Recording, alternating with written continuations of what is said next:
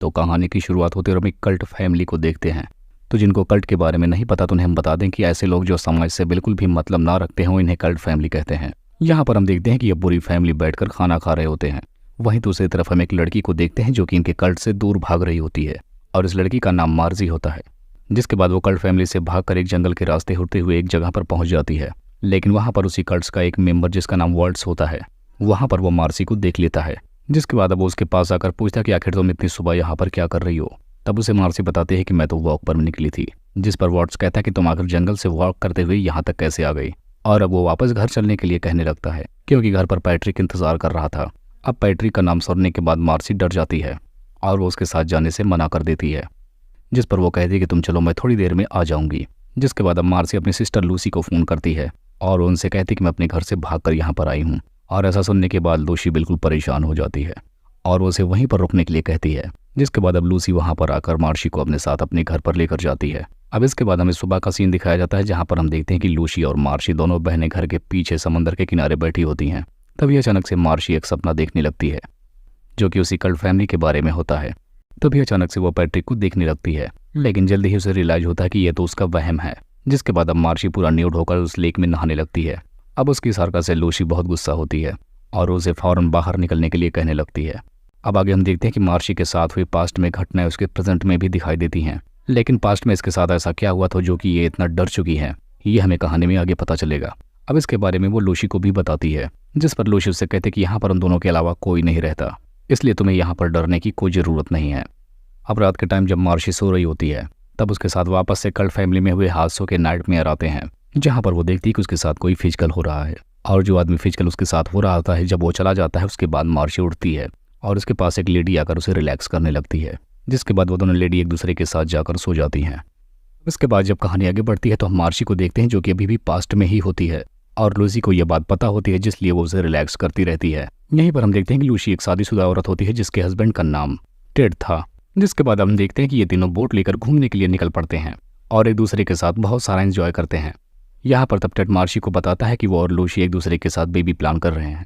जिसे सुनने के बाद मार्सी हंसने लगती है कि आखिर ये कितना फनी होगा कि जब वो अपने हाथ में उनके बेबी को पकड़ेगी। और ये बात टेड को काफ़ी ज़्यादा वियर्ड लगती है और उसी रात मार्सी को फिर से नाइटमेयर आता है और इस बार वो पैट्रिक को देख रही होती है जो कि उससे उम्र में काफ़ी ज़्यादा बड़ा होता है। यहाँ पर वो देखती है कि वो उसके साथ फिजिकली होने की कोशिश कर रहा था लेकिन तब तक अचानक से मार्सी की नींद खुल जाती है और इस बार तो वो बहुत से भी ज़्यादा डर गई होती है इसीलिए वो सीधा लूसी और टेड के बेड पर जाकर सो जाती है। लेकिन इसी समय वो देखती है कि वो दोनों इंटीमेट हो रहे होते हैं जिसकी वजह से वो दोनों कपल डिस्टर्ब हो जाते हैं और मार्सी की इस हरकत से टेड काफ़ी ज़्यादा नाराज़ भी हो जाता है। इसीलिए वो अगले दिन लूसी से कहता है कि मार्सी अब हमारे साथ और ज़्यादा नहीं रह सकती। लेकिन यहाँ पर लूसी अपने हस्बैंड को समझाती है कि मेरी बहन का मेरे अलावा इस दुनिया में कोई नहीं।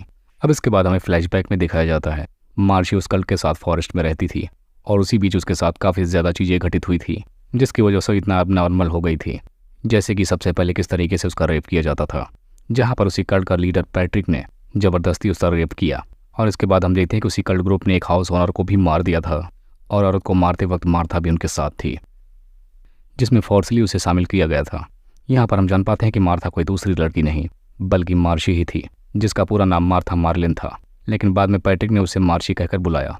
मार्सी को इस कल्ट के अंदर बहुत ही फिजिकली हैरेसमेंट झेलना पड़ता था और इसके साथ साथ हाउस ओनर के मर्डर के बाद उसको मेंटली बहुत गहरा सदमा लगा था जिसकी वजह से वो नॉर्मल नहीं रह पा रही थी। इसी वजह से वो कल्ट के रूल ठीक से फॉलो नहीं कर पा रही थी और इस बात को लेकर पैट्रिक ने उसे फिजिकली और मेंटली बहुत ही ज़्यादा टॉर्चर किया और यही कारण था कि मार्सी वहाँ से भाग निकली थी और वह इतनी अनस्टेबल थी।